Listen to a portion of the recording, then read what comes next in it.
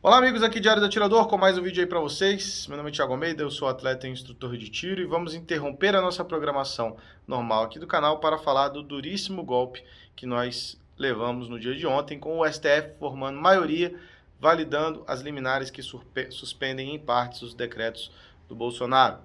Então, vamos analisar aqui alguns impactos e propor algumas soluções daqui para frente, tá?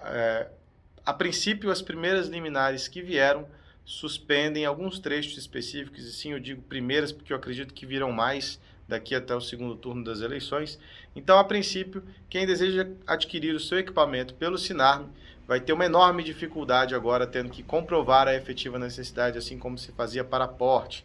Tá? Então, mais uma vez, a gente vai ver sendo aplicado o que era aplicado durante os governos Dilma, Lula, etc., onde a Polícia Federal praticamente inviabilizava o acesso do cidadão comum ao Sinarme. Tá? Número 2, a aquisição de munições, também em partes, em tese, atacando apenas os equipamentos registrados no Sinarme, fica suspenso, já que tudo está revogado, não existe agora um limite mínimo válido para a compra de munições. Isso é um problema também para quem possui equipamentos no Sinarme. Nesse momento, ficamos sem saber qual é o limite, que antes era 200 munições por ano, agora fica limitado ao necessário para a defesa do cidadão, o que é impossível de saber. Tá? Então, mais uma vez, é muito difícil saber até onde essas liminares trarão efeitos reais nesse momento. Terá que ter parecer da AGU, vai ter recurso, vai ter instruções normativas, novas normas que vão surgir aí para poder clarificar o que não está escrito. Tá? Afinal, são liminares muito vagas, com efeitos literalmente imprevisíveis. E por fim, a aquisição de equipamentos de uso restrito para civis fica inviabilizado. O Estado só pode autorizar equipamentos de uso restrito no interesse da segurança pública e da defesa nacional. Tá? Isso impacta diretamente os CACs, que não terão mais acesso a equipamentos de uso restrito. Então, ainda que o limite de compra de munições e a utilização desses equipamentos por quem já tem não é mencionado na liminar, não me surpreenderia se daqui para frente venham suspensões e novos ataques por parte dos órgãos de fiscalização. Acredito que essa porta vai se fechar, tá? Até que seja resolvido esse problema. Então, são golpes duríssimos. Para o esporte fica extremamente prejudicado, já que tem várias modalidades que utilizam equipamentos de uso restrito. E a solução para isso não virá imediatamente após as eleições, tá? Ao meu ver, vai durar um bom tempo ainda. Será necessário mudar a composição do STF para que isso seja revisto através de novas provocações, porque os atiradores esportivos sempre tiveram acesso a armas de uso restrito. Como eu disse, são diversas as modalidades que empregam esses equipamentos. Mas a nossa legislação de armas, ela tem um problema muito grave, ela é péssima. Ela cria crimes para mera posse desse tipo de equipamento, diferencia o crime da posse de uso restrito para posse de uso permitido, não define na legislação o que é permitido e o que é restrito. A gente acaba herdando decretos lá de 1930, da época do Getúlio Vargas ainda, que limitava os equipamentos de uso permitido a calibres com base em energia, calibres que existiam naquela época, mas que hoje não existem mais, não são mais calibres comerciais. O próprio 380 é um calibre que vem caindo em desuso. Então, ainda não foi mexido nessa questão dos calibres que são permitidos hoje e dos que são restritos hoje, mas existe sim uma ADIM em tramitação lá para suspender esses trechos também do decreto do Bolsonaro que trata sobre a ampliação de calibres permitidos, tá? A solução para isso deve passar, de alguma forma, por uma reestruturação da nossa legislação de controle de armas. Tá? Talvez colocando diretamente na legislação uma definição mais moderna do que é de uso permitido do que é de uso restrito.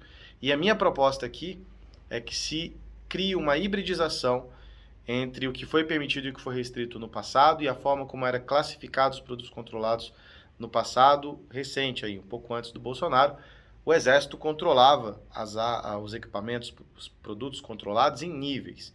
Então haviam os equipamentos de uso permitível nível A, nível B, na verdade nível 1, nível 2, nível 3, nível 4, nível 5, e cada nível tinha determinadas atividades que sofriam controle: fabricação, importação, tráfego, utilização, aquisição, e conforme o nível de classificação do produto controlado, tais atividades eram ou não eram controladas.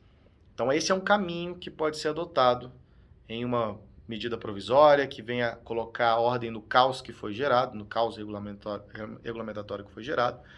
E eu imagino que uma nova definição mais moderna do que é restrito e o que é permitido precisa entrar em consideração. Primeiro, que não existem apenas duas classificações de produtos controlados, uso permitido e uso restrito. Existem também os produtos controlados de uso proibido. Tá? Isso parece que o STF esqueceu. Mas determinados calibres, determinados equipamentos sempre foram de uso proibido. Por exemplo, as armas automáticas. Por exemplo, calibres como 50 BMG sempre foram considerados de uso proibido, não eram acessíveis sequer para o CAC. Tá? E tinham diversos equipamentos de uso restrito no passado que não eram acessíveis também aos CACs, tudo da regulamentação do Exército. Então, devido à gravidade da situação que nós nos encontramos hoje, a nossa categoria, vamos chamar assim, a nossa comunidade, precisa começar a pensar no que salvar, especialmente nas modalidades esportivas. Então, um caminho seria, de repente, classificar esses equipamentos pelo emprego. Tá? O que eu quero dizer com isso? Assim como é feito em diversos países do mundo. Determinados equipamentos com determinadas características são de uso permitido classe 1. Determinados equipamentos com determinadas características, por exemplo, armas longas semiautomáticas, estão de uso permitido classe 2. Determinados equipamentos, uso permitido classe 3. As armas de ferrolho, por exemplo, independente de calibre, armas de 2 canos, independente de calibre, poderiam estar tranquilamente na classe 1. Pode botar um ou outro calibre aí considerado de interesse da segurança pública, colocar como classe 2. E aí você coloca quem são as pessoas que podem adquirir equipamentos classe 1. São os cidadãos comuns pelo Sinarme. Quem são as pessoas que podem adquirir equipamentos permitidos classe 2? São os atiradores esportivos, que demonstram que estão praticando a modalidade. Quem são os usuários que podem adquirir equipamentos classe 3? São os caçadores, que vão ter acesso a calibres até maiores do que a gente tem hoje, mas que em plataformas de ferrolho, plataformas de 2 canos, que são armas utilizadas para caça aí no mundo inteiro. Assim você colocaria todas essas armas de uso permitido em uma seara que ainda haveria um controle diferenciado entre níveis de cidadão, entre níveis de utilização, por exemplo. E aí você colocaria os demais equipamentos de interesse da Defesa Nacional de controle como uso restrito ou uso proibido. Esse é um caminho para que vão-se os anéis, ficam os dedos. Tá? E é uma modernização da nossa legislação. Afinal de contas, o que a gente sempre usou para classificar é o nível de energia na boca do cano.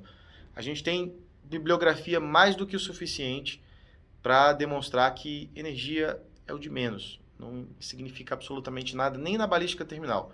Então a gente pode citar aí o perito Barros, o perito Bosco, o João da Cunha Neto, diversos autores especialistas em balística no Brasil, que já deixaram isso bem solidificado, cientificamente falando. A energia é o de menos. Né? Não há razão, por exemplo, eu estou usando aqui uma réplica, tá? Que é de uma coleção da MBT, são réplicas aqui. Isso aqui é um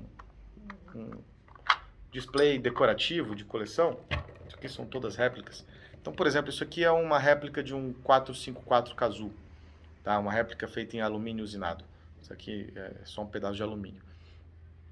Isso aqui é operado por um revólver de 5 tiros que tem um recuo absurdo. É a típica arma de fazer amigo. Quem adquire um equipamento como esse sequer atira, quem mais atira são os amigos, porque é um recuo absurdo. A gente tem isso aqui pela mera diversão de sentir um grande impacto na mão. Mas a aplicação disso para criminalidade, para uso paramilitar, é nula, é literalmente nula. Não há nenhuma razão para isso aqui ser considerado equipamento de uso restrito e inacessível ao cidadão. Então tem que modernizar esse tipo de legislação. Olha só essa munição aqui, essa réplica de um 600 Nitro Express. Isso aqui parece uma coisa assustadora, né? É um calibrão feito para caça de grandes animais na África. Isso aqui é operado em um rifle de 2 canos, aquele de quebrar cano, tipo uma calibre 12. Quebra o cano, tem 2 canos, você bota 2, fecha manualmente. Basicamente armas de repetição de baixíssima capacidade. O emprego disso aqui para criminalidade é nulo, é zero, é absurdamente difícil atirar com um rifle desse. É basicamente para você abater um animal de grande porte na caça, um abate humanitário. Então isso aqui, não há razão nenhuma para isso aqui ser considerado inacessível, porque infringe a segurança nacional, não faz sentido algum, né? Calibres como o 44 Magnum, calibre de revólver, o que você vai fazer com um revólver? Então tem que mudar, tem que ser por tipo de equipamento, por tipo de emprego, tá? Então armas de repetição, tudo permitido, como é em diversos países na Europa, com carregador, né, sem carregador destacável. A gente pode começar a pensar em várias dessas classificações aí, moderniza esse sistema, mas para que ainda seja possível o atirador esportivo ter acesso àquilo que ele precisa para competir, que ainda seja possível do cidadão ter acesso a equipamentos modernos para se defender, sem que se misture uma coisa com a outra, já que o objetivo agora é atender essas letras invisíveis na nossa Constituição que somente os inteligentes podem ver.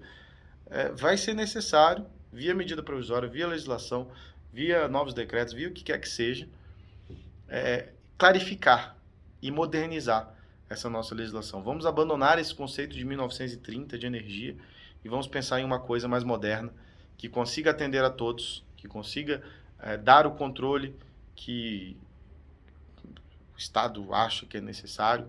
A gente sabe que isso é uma grande balela, que criminoso não usa esse tipo de equipamento legalizado, ele vai ter acesso ao que ele quiser ainda no tráfico internacional, como ele sempre teve.